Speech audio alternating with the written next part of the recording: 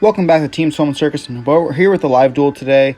We're playing Floowandereeze on the right, as well as I believe this is Mathmech on the left. We are playing at a 3v3 event right now, so we are able to help our teammates, and they're able to chime in and give us. I mean, they can even coach you for all that matters. So we're gonna see some slower gameplay in this, maybe less misplays be happening as well.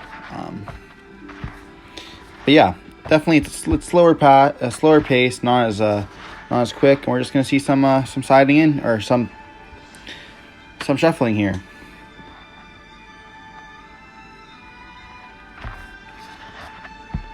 Before we get into the duel, don't forget to like, comment, subscribe, and yeah.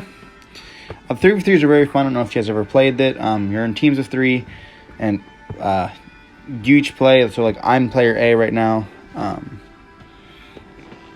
We're just gonna roll, and here we're gonna see that we are going to choose to go first here.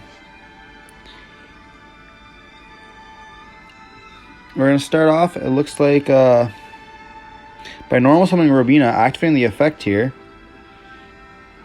It's going to chain Gamma. Very, very unfortunate.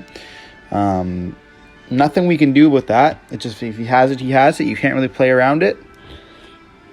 It's going to resolve here, summoning out the Gamma as well as the driver. And that's going to be, you have to have the field spell to be able to play around that. And unfortunately, we don't.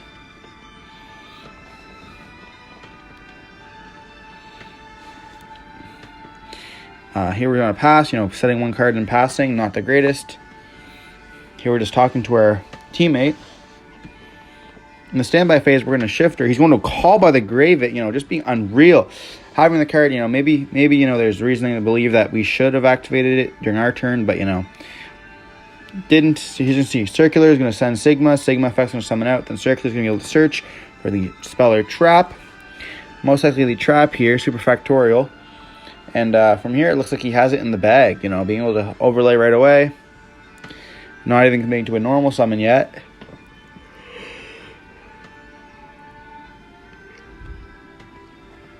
Here making the detaching and then being able to search.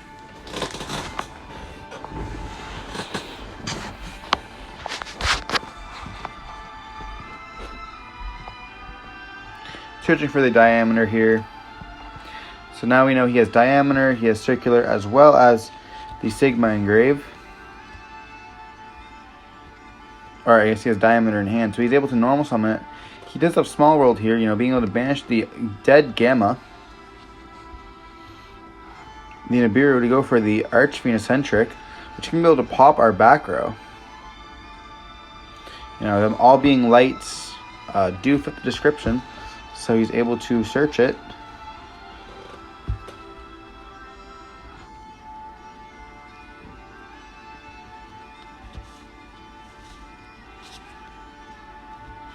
Archfiend here is going to pop the Dark Ruler no more. It's actually going to go to the extra deck, but it doesn't truly matter. We're going to see, Diamond resummon targeting the, I believe that's Circular.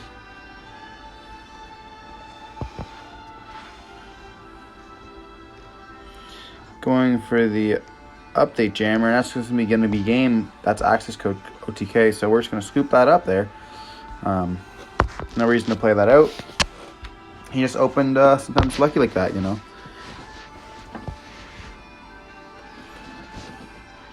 The siding in and siding out part takes a lot more time because you are able to talk to your opponents about it.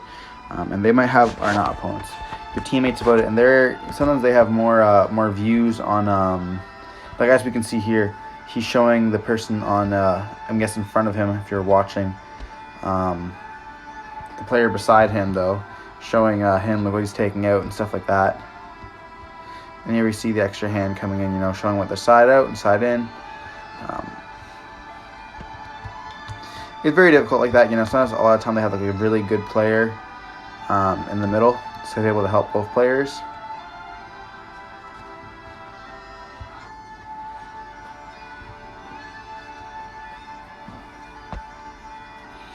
I chose to play Floowandereeze for this because I thought it would not it would get me free wins, Like a lot of the time, would get me like game one pretty confidently.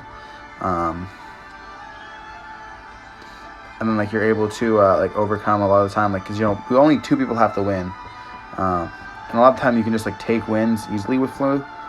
So I feel like you have a really big chance of just getting it that way. Just some help siding in here.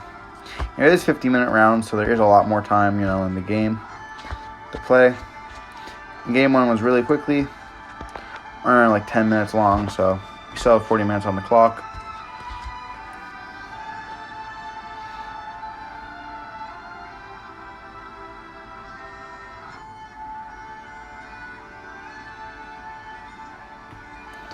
But yeah, the game definitely different. I don't think I would play, like everyone was in the room was practicing for Sprite. They knew I was on Sprite before, so like super easy to slide against that deck. Super easy to play against that deck as well. Like if you just know what you're playing against, you can easily stop it. With Flu, you have to have certain cards, like Gamma, for instance, that just they're just blowouts.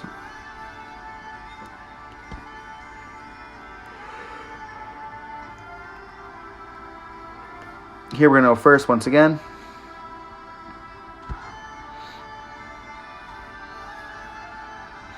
And we are going to see a normal summon of an Eaglin. Activate the effect here. Searching for the some more M-Pen here.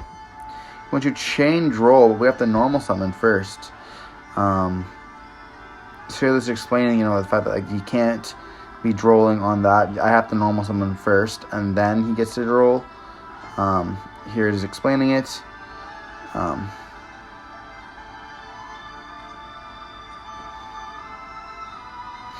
We're also just saying oh well, that's how you get free advantage and shit like that. And then my teammate said, oh, just normal I have a Toucan as well as a Rabina in hand.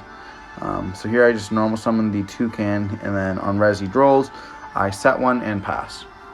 And so here during the standby phase, I'm saying I want to activate it. And he said, why not? So I want to activate the Feather Storm here, shutting him off from all monster effects. Rest of this turn,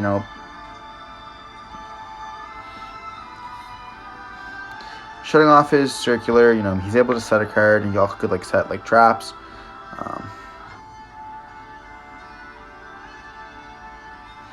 But yeah, pretty good card.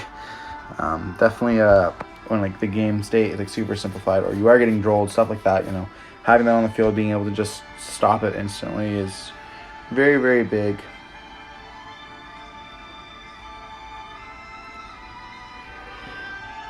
You see a small world here, banishing the driver. So at least, I don't have any worry about getting hand traps. I guess getting Gamma. I'm just going to do a droll for an Ash Blossom here.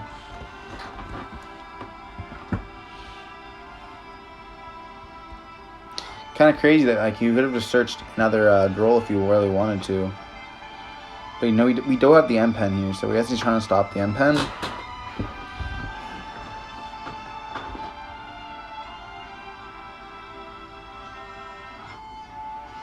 And here's just going to pass. We offer the cut the deck. Going to draw for a turn. We do have an M-Pen already in hand. We don't. He has an Ash Blossom. So we're going to activate the duality here. Now he's asking his teammate, should I Ash this? Trying to figure out what he has. He knows I have the M-Pen here, which I reveal. He lets it go through. You see the Apex Avion, the Simorg, as well as the Advent.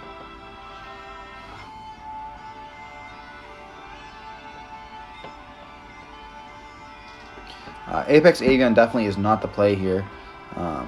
Here he's just reading the Simorg card. My teammate here, he says I should choose that, even though I definitely want the Advent. Advent's definitely a smarter play. I don't really care about the Simorg play there. So we had the Advent.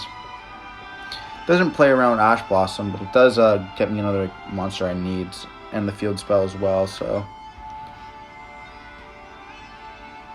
Gonna play Advent here. He's gonna read the card.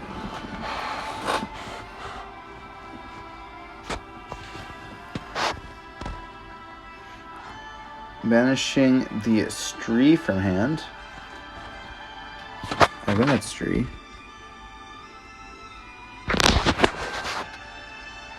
Banishing the Stree from hand here,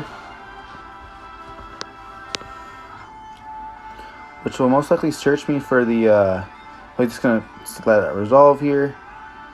Searching for the field spell. It would have been a great place to Ash, personally, I think. Stopping whatever I needed. He doesn't know I have another Rubina in hand. I have a Rubina in hand, so would have been a great time to. Here we're going to play the spell, reveal the Rubina, banishing most likely an Eaglin here.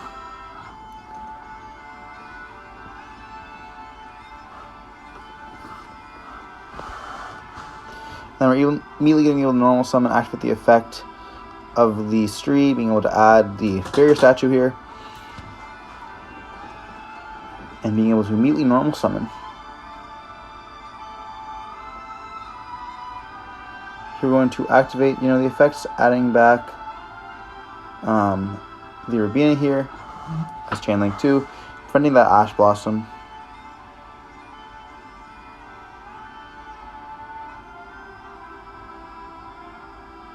Here we're just talking about the if I should go for the trap or the spell. He said go for the trap here. I definitely don't know if that's a play. If he does have circular, which he's not going to activate due to the fact that we're going to have barrier statue on the field, he's going to have the normal summon. So maybe searching for the continuous spell is just better. But cast what we know we have in hand, and then we're going to enter battle phase and just attack for some damage.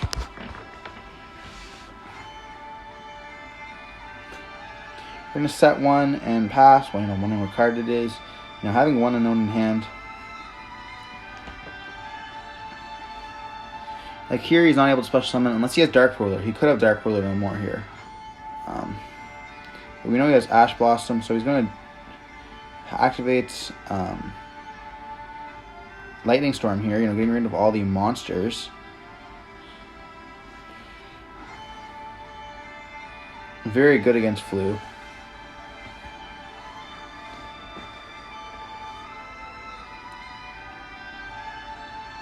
We know he has Ash Blossom and one unknown, so he's going to activate the Sigma here, and then he's going to special summon with the addition. We're going to activate the Dreaming Town here. And then we're going to normal summon the Stree. Activate effect, target the M-Pen, and then chain the Eaglin. The Eaglin effect is going to activate Chain Link 1, Eaglin. Chain Link 2 is going to be the Toucan here.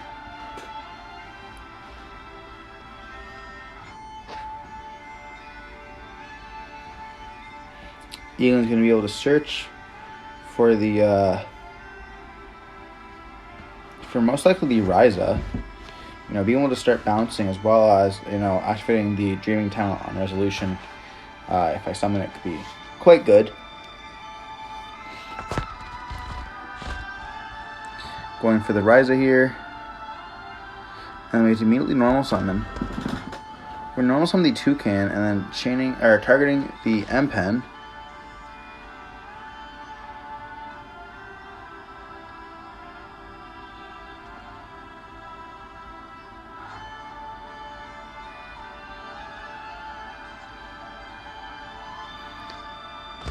Stree here has not been activated and banished. So we're trying to figure out which one we want to tribute. We definitely want to tribute that Stree because we have to have another effect to chain block. Very, very crucial here. Going for the M-Pen target, and getting chain links here. Going to another immediately normal summon. Going for the Rubina, and then here's going to get Ash Blossomed. Very, very unfortunate because we could have not just done that. We could have immediately went for the Ryza here, but misplays. Here he's just reading the M-Pen, trying to make sure he doesn't summon his monster in attack position. I'm going to summon out the Albert in defense, activate the effects.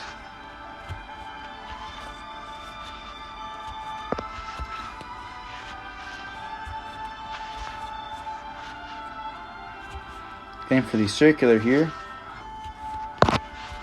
You know, now he has one unknown in hand as well as circular. Already activated Sigma here, so you know, not being able to do the most.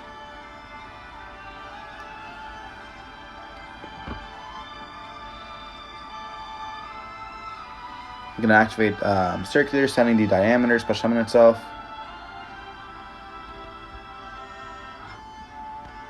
Just making sure it doesn't have special summon attack position. It's just special summon from the hand.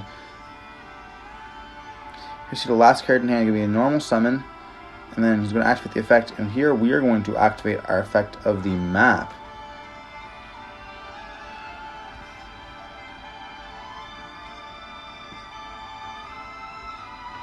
We're going to tribute summon using the Robina as well as the Stree. Going for the Ryza here. You know, he's going to add the equation, and then effects are going to resolve here.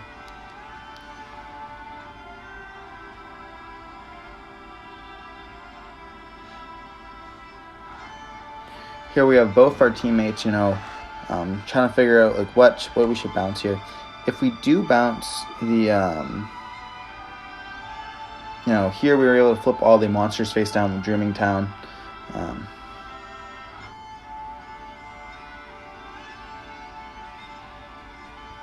We're looking what has already happened in the graveyard there. Doesn't seem very good here because, you know, it doesn't really matter what he has on field due to the fact that, you know, it is going to get all flipped face down.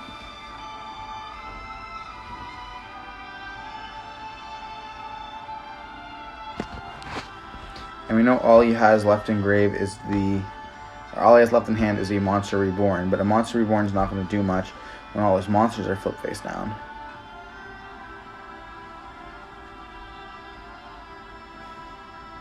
They're explaining what's going to do, and you know, we're all talking. There's like 4 of us playing right here, and then he's looking at what he can do, you know, like if he has just one monster on the field. We're showing what we have in, like, what he has in graveyard here, you know, it doesn't really matter. I think I should bounce the Ryza as well as the barrier statue. I'm going to stop him from further plays, and then, you know, bouncing the Ryza to hand to be able to just continue like the play from there. Then I'm be able to attack over 2 of the monsters, which would really like not do anything. So we're gonna bounce here, and then he's gonna scoop it up anyways. His opponent, his teammate, just says, you know, you're not gonna be able to win this one. You should go to game 3. So that's what we do here. We don't go to game 3. Sometimes like Rise is just crazy like that.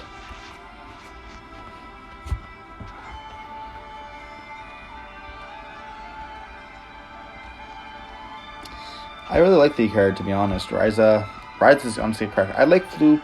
I wish they got like another monster or something like that, you know, make them a little bit better. I understand why people don't like playing them. But when you're playing the format with Gamma and stuff like that, the deck obviously isn't fair. Barrier Statue is insane of a card. Don't really know why they ever printed any of those statues. Soon the tier element's gonna be able to use them with the water one. With the field spell. Obviously, like, Ishizu stuff's still going to be better, but, you know, just crack that they just keep coming up later and later and later in the game.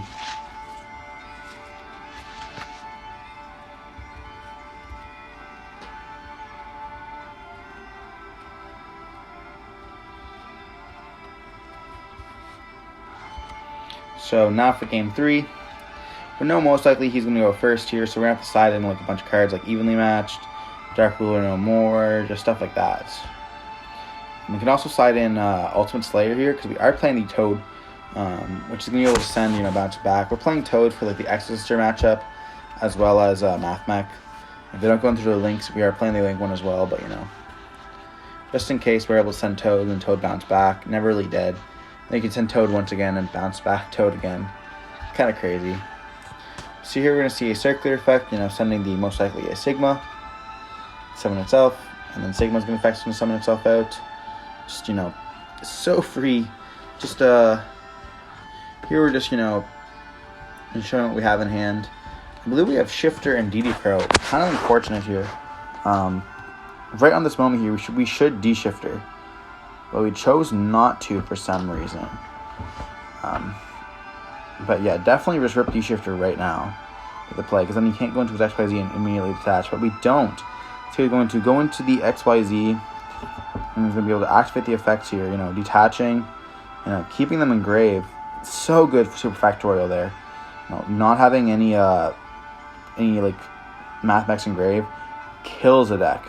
Super Factorial just becomes dead. Diameter can't reborn anything.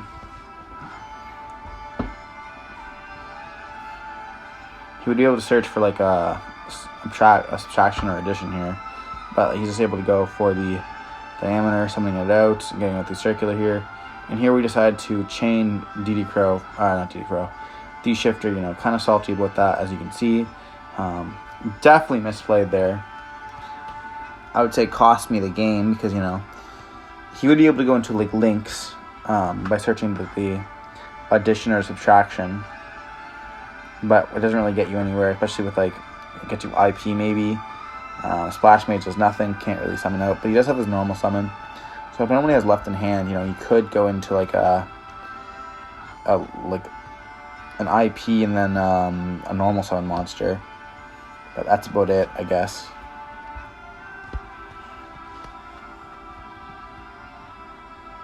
We're going to see an IP be made. We're going to see addition, and then here we're going to see a pass. So we had the addition here, so we could search for the subtraction. He could go for an Appaloosa if we would have shifted correctly, but we're going to see a Rabina being attempted normal summon, getting met with God saying nope. And yeah, definitely end of turn for us.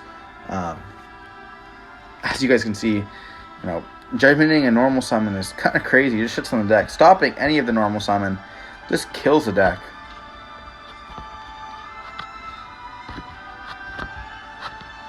And now we're going to see some Mathmech plays here. But the game is pretty much over for us. Can't really do anything. Rubina's being corrected, putting more of the Banished Home where it should be. Circular's going to come out here. And we're going to see a addition, gaining. We're going to add the equation here. And definitely, not our game. Mathmech has this in the bag.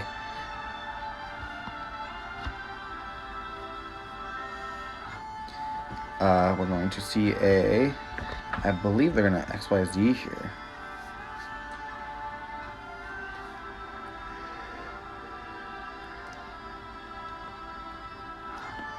We're seeing an equation here targeting, and we're just going to DD Crow that target. Still having, 4 bodies on field plus an IP. We're going to see Super Factorial, and then he realizes he doesn't have enough zones. He's going to link away here for the update jammer. Activate Super Factorial in here. I think we just scoop it up, knowing that we can't do anything. And then we chain the Advent, banishing this to Morg. Trying to stop that negate. We forgot that he already made one with a negate already, so that's going to be just game right there. Alright, GG's, and unfortunately, that Gamma and Club of the Grave just happens to be like that, right? Sometimes you just open the one-ofs. Anyways, so here we saw 2-1 by Mathmech, and we'll catch you in the next one. Don't forget to like, comment, and subscribe.